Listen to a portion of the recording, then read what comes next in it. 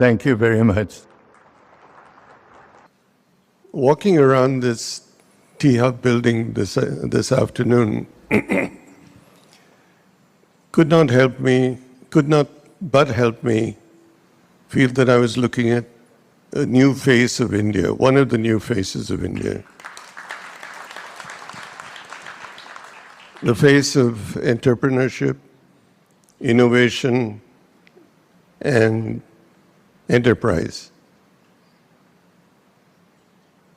Entrepreneurship and the sense of enterprise is not new in India. We're a nation of people who have been shopkeepers, small cottage industry managers and owners. We have done this over the years. We have been entrepreneurs, be it in agriculture, be it in traditional industries. And yet we have not been recognized all over the world as an enterprising country. What we have not done is registered ourselves as an entrepreneurial nation in the new technologies of the world. The technologies that don't require billions of dollars to establish, that don't require hundreds of acres to build. Enterprises that are built on innovation that's in your mind, non-traditional, untried, and sometimes risky, but that make a big, big difference in the world of tomorrow. This is what elevated the United States in the 80s into a new world of technology and high tech. It changed the way we live. It changes what we hold in our hands in terms of phones, communication.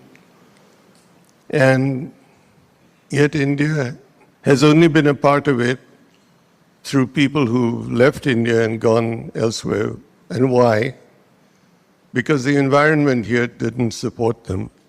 I grew up in an environment where if you had an idea, your boss or your manager politely told you, and sometimes not so politely, that you need to gain some experience before you open your mouth. Enterprise today is an ability of someone who may be in his 20s, who has a good idea, and he needs to find a way to implement them. We now have an environment of venture capital that listens to that person, and we have a facility like this to enable that person to try out his idea, to bring it into reality or fruition in a manner that is interdisciplinary, open, and unifying. So this is, in fact, the first look at the new India of tomorrow. Tomorrow, day after tomorrow, etc. Not only in e-commerce, not only in e-retailing, etc., but in the exciting area of medical remedies, medical treatment, stem cells, life sciences, and this can be the starting point of that new wave. And so it's a great privilege to be here today.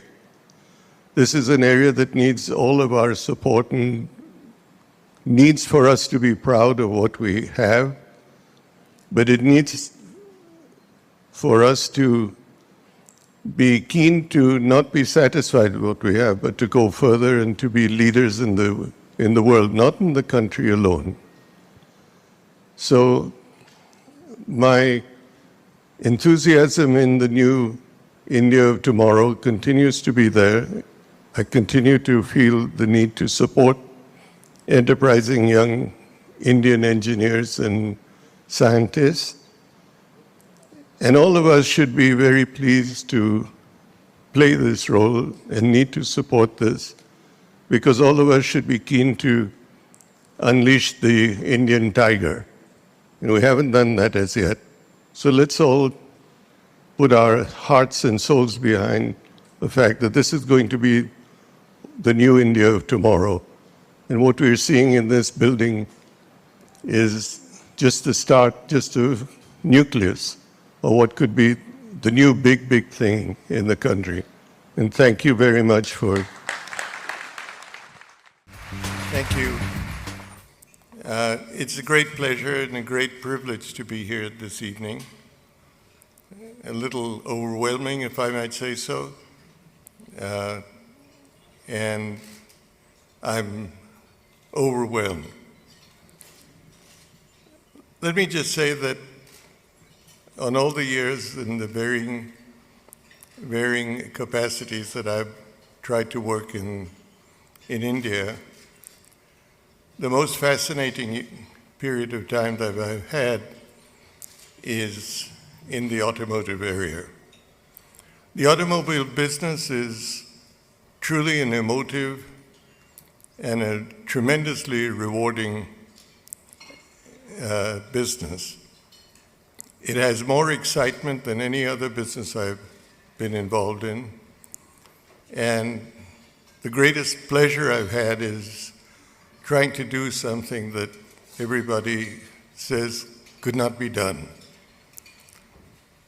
I'll just share perhaps a moment in time which I will always cherish. I decided that India could produce its own car. Everybody, my friends overseas in the automobile business, said that this couldn't be done. We had to go through a collaboration to get know-how, get technology. But we undertook to produce this car. You saw images of it in the video. It was called the Indica, and we produced it in India, totally of Indian content.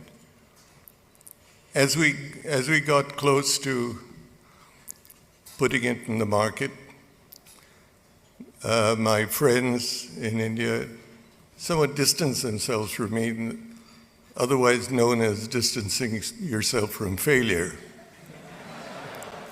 And when the car came out, I suddenly felt that I didn't have a friend in the world and that all the warnings that people had given me were probably going to come true.